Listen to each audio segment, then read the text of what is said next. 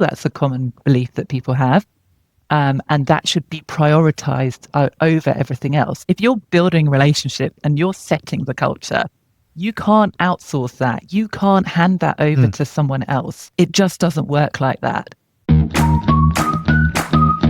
Welcome to the Team Amplifier podcast. I'm your host, Byron Summerdahl. Here you'll be inspired by industry leaders who build flourishing tech teams.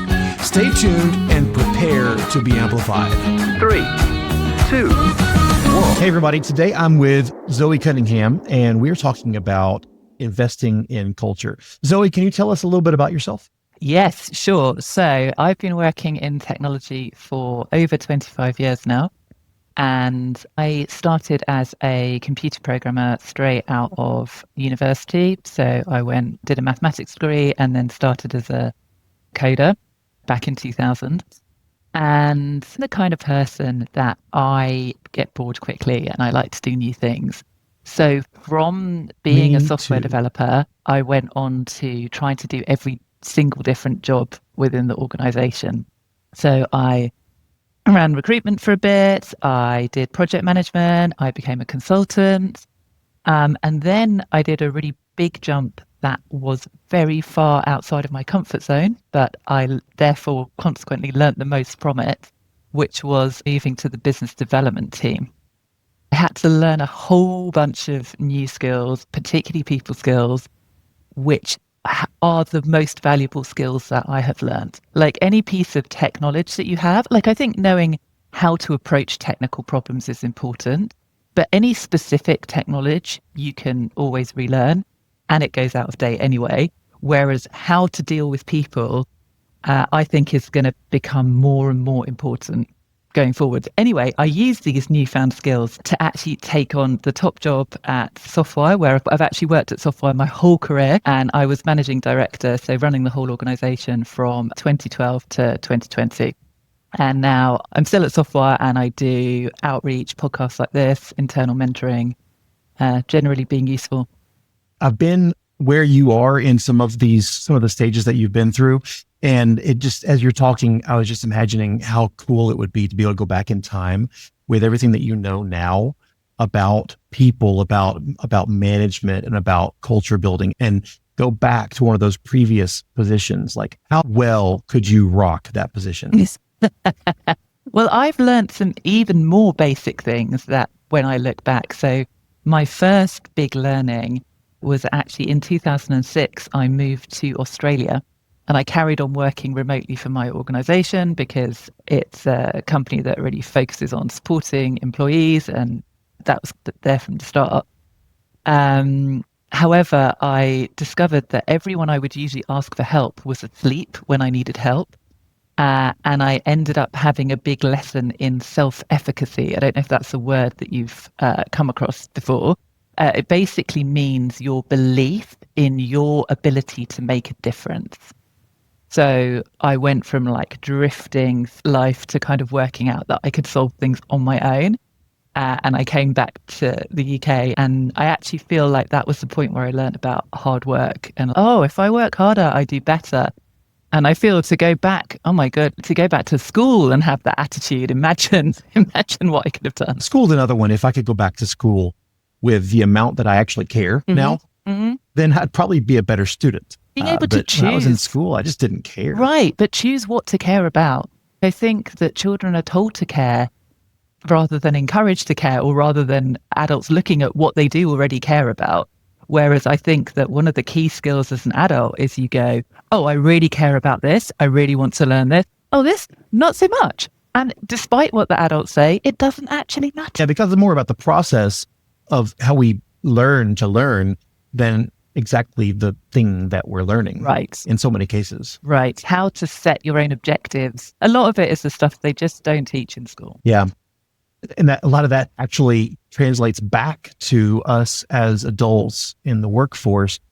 If we know how to learn and know how to acquire skills, we don't necessarily need a path or a course on that specific skill, because we could just go and learn it on our own if we just know how to learn. Yeah, exactly. And learning, I'm a big believer in learning by doing.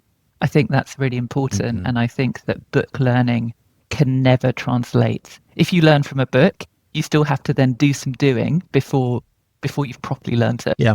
Now, what we're talking about right now only indirectly has to do with what we're talking about in the rest of this episode, which is fine. That's one thing I love about these conversations that we get to have in this podcast is that it's just, we're going to talk about what we talk about, and it's all good. But just in case anybody is just tuning in, I want to make sure that you all know that today we're talking about investing in your culture. And Zoe has 5 stages of culture building that we're going to get to talk about here in just a few minutes. But before we go there, Zoe, I'm always interested in what tech leaders are reading. So is there a book that you've been reading lately that has made an impact on how you think or how you lead or anything? Yes, I'm a big believer in reading books and getting new ideas and new ways to do things. But actually, the book that I'm reading at the moment, I am rereading, and it's a book that I have reread many times because it has been the most impactful book, I would say, on my leadership style. And it's called Nonviolent Communication, which the title appealed to me to start with. However, I found it a really applicable kind of way to break down communication and understand what people are saying and understand how to get your point across, but also how to interpret. So I find there's a lot of guides to communication where it's, if we all talk like this, it will be okay. Whereas this book is like, no one else needs to change anything. You can do it on your own. So you can change how you communicate, and then you can use the framework to parse what's coming back to you and go, oh, okay, you're saying this, but actually I can interpret that as this, and then I respond to it better. Yeah, that actually sounds awesome. And even the title gets my attention because sometimes our communication can maybe come off as a bit violent. I don't know, maybe not physically violent, but sometimes we can really put people through the ringer with our communication. Yeah, I'm going to check that book out. In fact, I'm probably going to, while we're talking, I'm probably going to get on Amazon and go ahead and buy it. I can't wait. So I love adding to my book list. Okay, before we go on, I also want to make sure that everybody realizes just how human we are. It's important to remember that we have been there and done that and made our mistakes. That's how we got to where we are. It's confession time. So Zoe, step into my confession booth. Tell me your most embarrassing mistake that you have made as a tech leader. Yeah, so this is actually a super basic mistake. And actually, I think that like making that as a leader, when you would perhaps not expect people to work for you to do it, makes it like extra embarrassing. But I was once looking into, or in fact, I think I was doing like a regular system upgrade on a client server, and we'd take a site down to do this upgrade. And while I was installing the new software, a little pop-up came up saying, new version of SQL Server, install yes, no. And I click yes. And you know that feeling when you click the button and it's like, almost as you're clicking it, you're like, no, wait, what am I doing? Is this a good idea? So I click this button to do an unplanned reinstall of SQL Server. And sure enough, it failed. So it got halfway through, it basically took it off, and then it didn't want to put it back on again. Now, usually I'm the kind of person who I'm really good at asking for help and going, look, I made a mistake. Everyone makes a mistake.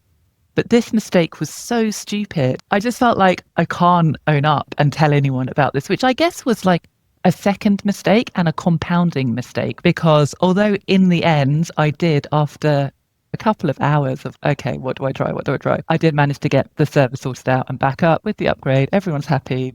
The website's working. There could have been a situation where I was essentially, because of my pride really in not wanting to own up to it, I was impacting the technical performance of my client's business, which is not actually very cool when you think about it. Yeah. Sometimes when I thank you for that story, by the way, and we can come out of the confession booth. Sometimes when I ask that question, I ask it to developers and I'll ask them, okay, what's the most embarrassing thing or the worst thing you've done in code? And they'll talk about an Easter egg that they left or a comment that they left in the code about somebody on their team or something like that. And we all do things like that too, with these little like hidden mistakes that we make, where we make a mistake and we don't want to own up to it. And it might affect people either today or later on, hoping that nobody ever finds out, or maybe by then we've already moved on and that's they won't remember us. But then I remember that there's things like LinkedIn and podcasts like this that draw out secrets. Exactly. So You eventually it will all come to light. The thing is, you say that though, our technical director at Softwire actually did a fantastic, and we have these things called lunch and learns where you essentially share learnings on different topics to help knowledge share and train up the rest of the company. And he did one on like all of the things that he'd done wrong.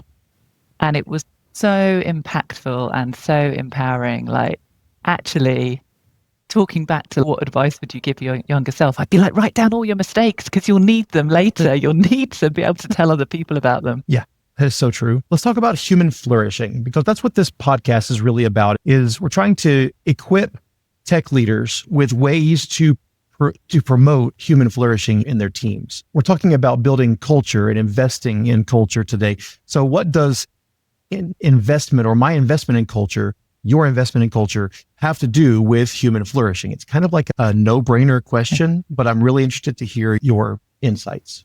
Yeah, I think that actually there's a very clear analogy for how a culture relates to human flourishing, because we can look at plant flourishing and the concept of soil relating to plant flourishing. And actually, plants are pretty tenacious and they will grow in all kinds of crazy places, in all kinds of different environments. But some of those plants, it's hard to say that they're flourishing. To get a plant to flourish, you really need soft. I'm not a gardener, so actually, I'm going to start failing to say what the soil needs in it. But you need some nice, fluffy brown, like nutrient-dense soil with plenty of water in it. And that's what will cause your plant to flourish. So although you're not changing anything about the plant itself, but the environment that you put it in has a huge impact on that plant's ability to flourish. So that's how I see culture. It's not about training or direct skills transfer or what role people are given. It's about the environment that they're in. And that's hugely, in my experience, I've seen this be hugely impactful. I appreciate some of the points that you made just now. One of them is there is a difference between growth and flourishing. You can grow and not flourish. I think that's an important distinction, because we might think that if we can help people grow, that we have done our job. And if they grow, then they must be flourishing. But as we can see with a flower, like my wife's rose bushes right now, they are surrounded by weeds. And those weeds, the rose bushes themselves, are not covered in flowers like they used to be a few years ago. They have weeds around them right now. And so you can see the results. They've grown, they got taller, but there are less flowers, which is like the idea of flourishing. They haven't flourished. And if we stop at growth, then we might be cutting our people short. Same thing with happiness, right? Happiness is not always flourishing. Right. Because a plant can grow up really fast, lots of buds all over it, but very shallow roots. It's too easy to yank up out of the ground and ruin, or maybe it just gets blown over by the wind. It's not all that great. So what are some examples for you that you have in your own experience where human flourishing really trumps some of these other components? Something else that I'm a big believer in and I feel informs my leadership style is win-win. Like, I think win-win is such an important way to view interactions with other human beings. So rather than, I think a lot of leaders tend to think like, how do I get people to do what I want? And that's good and proper, because that is your job, is to set the vision and get people to do what you want. And I found changing that to, how do I get people to achieve what I want by doing what they want, is a really powerful way, of making sure that you're always winning. So I think that a lot of the framing around investing in culture it's like investing in culture versus. It's like you're investing in culture, or you're investing in new servers, or you're investing in higher salaries. And I think that culture done best is where it's because it's about getting the right culture for the organization. And that's very linked to business objective and business realities, as well as it's not about making a play park for software developers. That's not what you're trying to achieve. You're trying to achieve the environment, and perhaps they would flourish in some senses within that environment. But actually, I don't think they would they wouldn't have the same sense of achievement that comes from flourishing in a business environment. It's a very different type of flourishing. And we actually, at the end of the day, we all know the difference in feeling in ourselves between working for a living and being given charity. And if what you're providing with developers is not linked to the business objective, you're not giving them the opportunity to earn their living. Yeah, if I give my developers, my tech team, a play park, and all they do is play, they won't be happy in a few weeks when our revenue dries up and we have to let them all go. Yeah, sometimes it's a win. You have to look for the win-win, not just the win. And nobody else. Yeah, we have to look for flourishing on all sides. I was actually talking with my team about this the other day, that it's not just about making the tech team flourish, but it's also about helping the business to flourish. It's about helping our clients to flourish. It is even down to recruiting the candidates. We don't want just the people that we hire to flourish. We actually want our candidates to flourish as well, which means that in the recruiting and the vetting process, we reach them with messaging that is respectful, and we let them know in a timely manner about what they should expect to hear later on, or we give them updates. We don't leave them hanging or dying on the vine while we are having fun over here and flourishing, just us. I believe in that so strongly. I'm really excited to hear you say that, because I find not enough organizations take that approach. And I think I think your responsibility as an organization extends beyond just, like you say, your immediate, or in fact, the way I see it is it extends beyond people who are immediately useful to you. I find a lot of people, they're quite cynical in terms of, you're immediately useful to me, so I'll reply to your email, and you are not immediately useful to me, or I don't expect you to be useful to me, so I'm not going to reply to your email. I think that the reason why the term investing in culture is actually the right thing to say is because if you invest in something, you are taking a risk. You are putting money or resources into something that may pan out or it may not. But you invest in that thing because you're willing to take the risk. And if you only pour into people that actually can pour back into you, you're not taking any risks.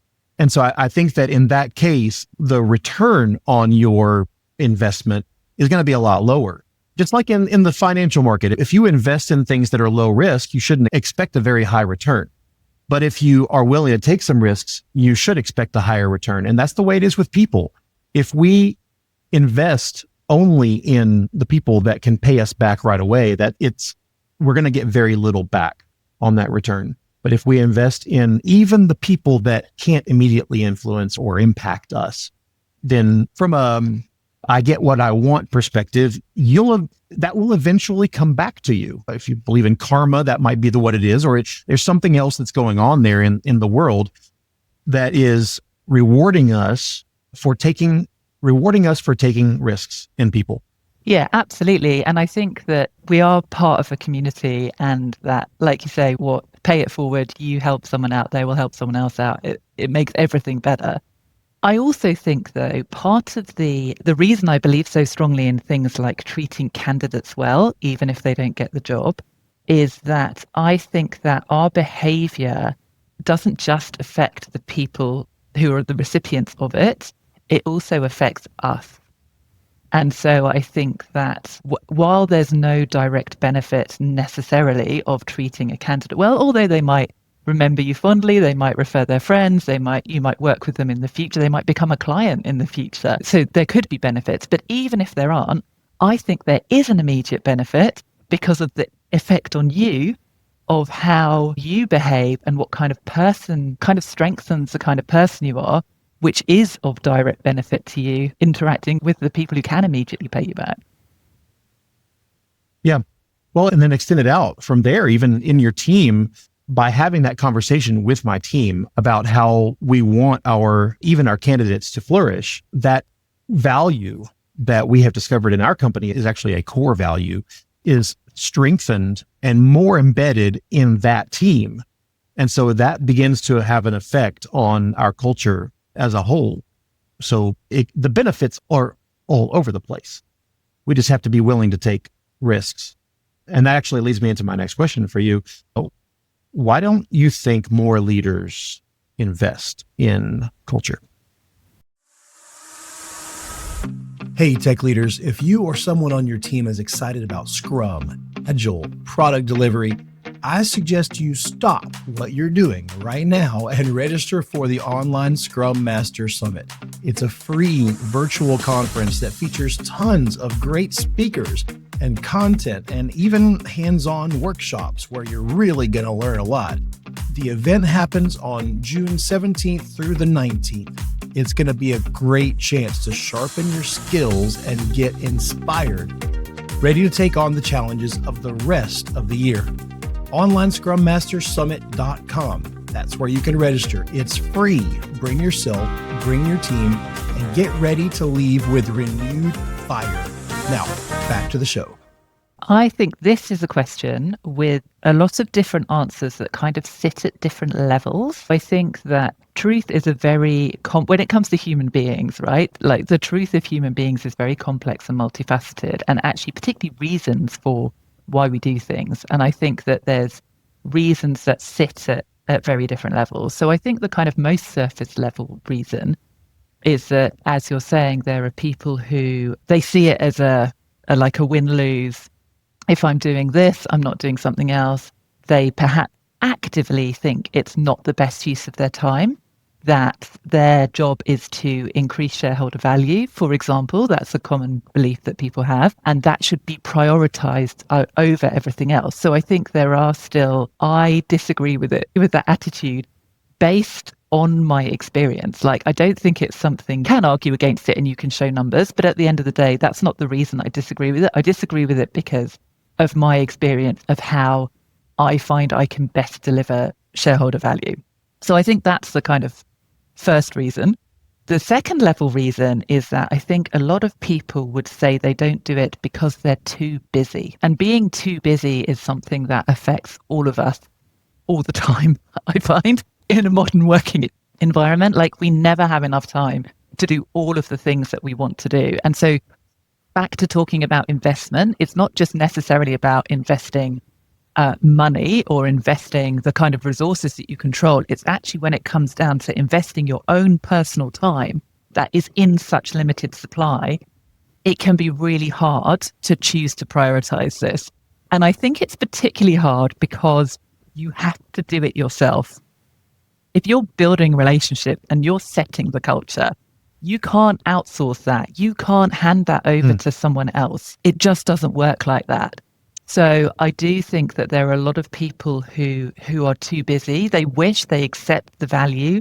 They would love to invest in it. They think it's going to pay returns in the long term, but they just can't manage it. But that brings me on to the third level.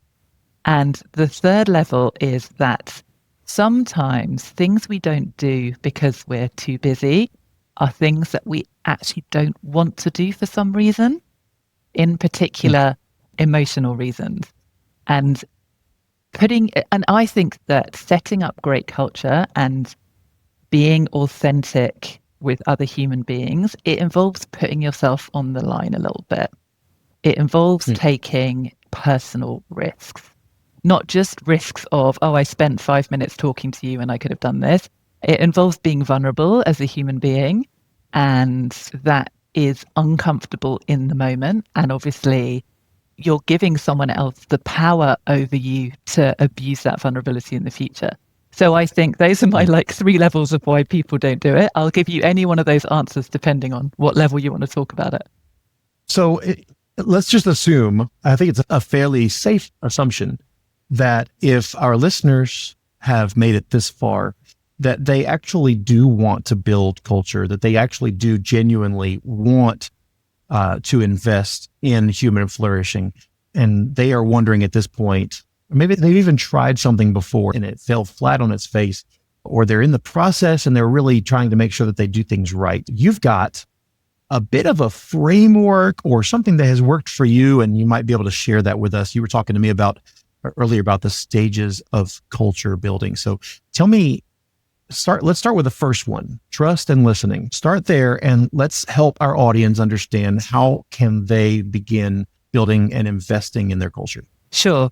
Can I just give a bit of background about how I uncovered this framework? I wouldn't say I made up this framework, but it's something that stage became increasingly apparent to me as I did the first stage. And then I learned about the second stage. It's like my learning through my leadership journey as well. Yeah, trust and listening is, I think, for me, it's stage one because it's absolutely fundamental to building a good culture.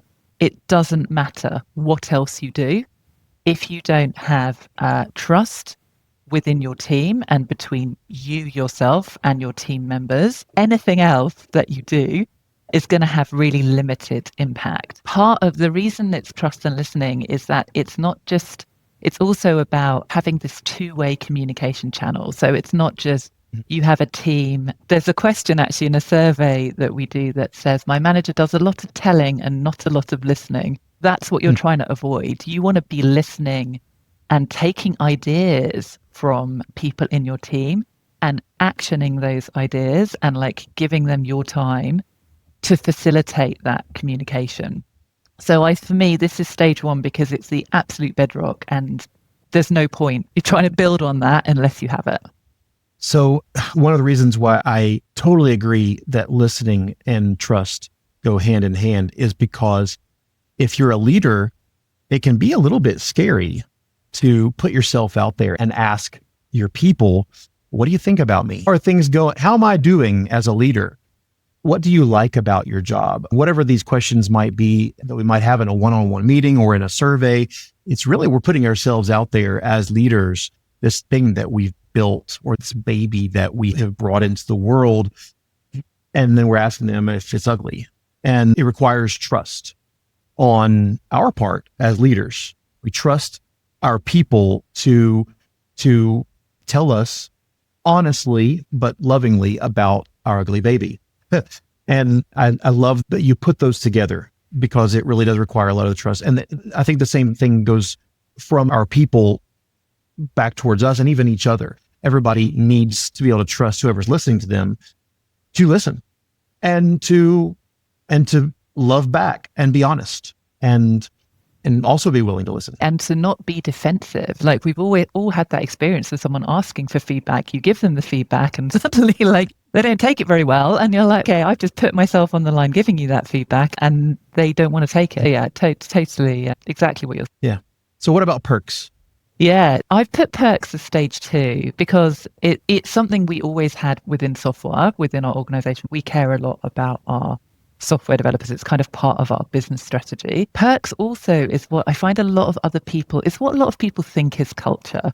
They think it's the unlimited chocolate biscuits or the having a kitchen in the office or having like the ping pong trips table. out. Sorry? Ping pong. The ping pong table. Yeah, exactly. I actually, I have people kind of coming to me and saying, we've put a ping pong table in the office. Why is everyone not happy? or in fact, I put a ping pong table. Why does my culture still suck? Right, exactly. In fact, we were recognised at Softwire last year. We were awarded the best company to work for in the UK.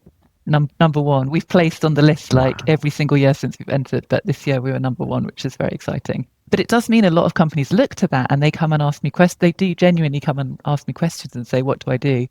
And I had someone come to me and say, oh, we've built this recreation room and the developers are allowed to use it between 10 and 10:15 every day and then between 3 and 3:15 every day.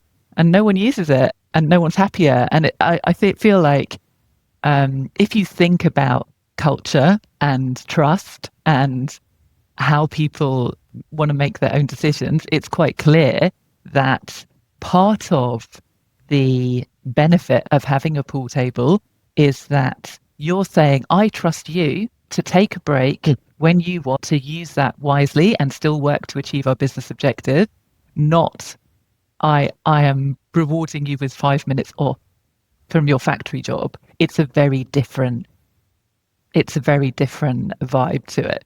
For me, perks is stage 2 because it's quite a basic level. If you get it, and so 1, you can get it wrong. But 2, even if you get it right, I think there's a lot more you can do. Okay. How about enjoying our work? For example, having trips out, like jollies out, lots of people going go-karting and getting out of the office to go and do something different. Actually, that's by definition saying this is a day in which we're having fun, whereas every other day we're not having fun. And there's no way to make a business where that's going to square, where you can just have non-work related fun every single day. That's not a business. If you can create and shape the project, the type of work that people are doing so that it's more enjoyable, that will give you much more value than whatever perks you add. There is no perk you can add that will be as good as crafting people's jobs. And part of that actually is about matching people to jobs. So all of us have different skills, different talents, different things we enjoy. And so part of there are things you can do, having a really slow build server that's frustrating and everyone spends the whole time like having to deal with that. There are things you can do for everyone, but also you can do things for individuals and match individuals with work that suits them best. Yeah. I mean, to help people in your organization flourish, you might just be removing friction, which is a great way. That's certainly something that we should be doing. It's a good place to start. But what you mentioned also, putting the right people in the right seats, helping people to find or to work on things that is better suited for their capacity, for their experience.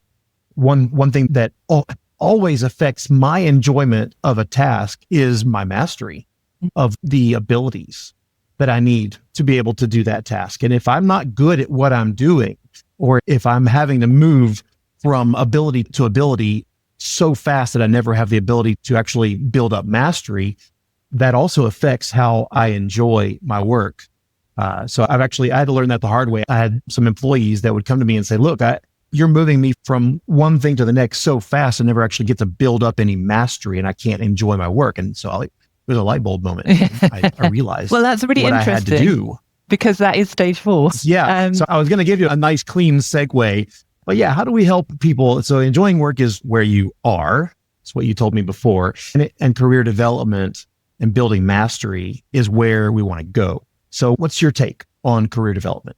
Yeah. So I think that for me, this learning came about in the teeth of listening to people, that some people are ambitious and they know where they want to go, or they are happy to say, how can I develop myself and respond to what they're offered? That's somewhere they want to go already.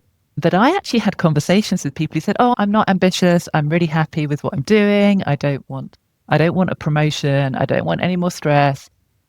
Just leave me here doing what I do and I'll be happy. And I found that without exception, that was not true. I think it's actually an innate human need to feel that sense of growth and development. And that can take many different forms. So for some people, it might be the traditional career development. But for others, it is this sense of mastery. It is this, I can now code better than I could before, or I can code in more different environments than I could before and create different kinds of outputs. I can use my skills in different ways. There are actually unlimited ways we can develop and explore our potential. And I think that making sure that is part of people's plans, where it's responding to what they enjoy, not just what the company needs or what you need to do to earn more money, is really important. It's almost like you're establishing this link between what you're doing now and where you're going in the future. So I think that it actually makes your already enjoyable day-to-day work, if you did stage 3, even more enjoyable to have this appreciation of where you've come from and what you've learned already, and then to see where you're going in the future. I'll bet that person that may or may not have said that they don't really want career development or growth. Right. I'll bet that they actually thought we were talking about climbing the career ladder, because so many technologists are introverts or they're just not interested in leadership. And we should never assume that they are headed there, because I think some of the worst mistakes have been made in the history of management, where we take a very capable technologist and we sit them in a supervisor's chair and ruin their lives and everybody else's. And that's not really what we mean by career development. It's maybe about that. That might be where they really want to go, but it's also about just helping them grow in the way that they need to so that they can flourish. Right. That's back to the plant analogy. You can help a plant to flourish truly by helping it to grow in the way that it needs to grow. Right. Depending on where its own personal light source is. Some of us are growing in that direction and some of us are growing in that direction. And it also has something to do with their purpose, which is your fifth stage. So tell us about purpose and how it plays into this. So the way that these, like I say, for me, I learned it sequentially. But the reason I like I describe it as the 5 stages of culture, is I think that everyone builds on the one prior. So I think that purpose is, again, something that builds on having interesting work. And it builds on having interesting work where you're developing yourself. And again, it just changes your perspective on what you're doing. So by purpose, that sense that what you're doing is worthwhile. And again, lots of different people have lots of different things that give them purpose. For some people who you would maybe call them more craftspeople, crafting a beautiful piece of code is a purpose. It's something that has value and merit in and of itself. Whereas for others, like the crafting of a business and the crafting of the helping an organization grow and flourish, and that's purpose. Whereas for some people, the outcome of what they're doing is really important. And for me, I actually found this almost cyclical sense of purpose of creating this culture to help developers explore their own sense of purpose and mastery and so on. I suppose that this concept of purpose can actually go back to the beginning as well for the leadership, because your individual contributors, your people may have a purpose that eventually develops and it eventually materializes for that person. They realize what their purpose is. And we as leaders may be able to help them develop an awareness of that purpose. But it may also be something that we can plant at the very beginning, making this a kind of a cyclical. We may have as leaders, I certainly do, I know I do, I have a purpose or even a set of purposes that guide me into wanting to build an environment and a culture of trust and listening. So I'll bet all of these things, just you're constantly having to go back to these things and reiterate and cycle through. Yeah, absolutely. Absolutely. And I think that for me, well, everything is this combination of innate. Like I think we have innate senses of purpose and innate needs as human beings. And they're also developed and learnt from our environment, that actually, if you're in an organization, for me, I feel like I learned about doing, or did I? See, and also sometimes you can't tell. I was about to say I learned about doing a great job from clients from working in an organization that did it. But actually, I think it's more enjoyable to do a great job than to do a terrible job. Just for everyone. It's always more enjoyable. Yes. And that's what this podcast is all about, is helping tech leaders to do a better job and enjoy their job as they're doing it. And I'm convinced that human flourishing is one of the best goals that any of us should have in our own teams.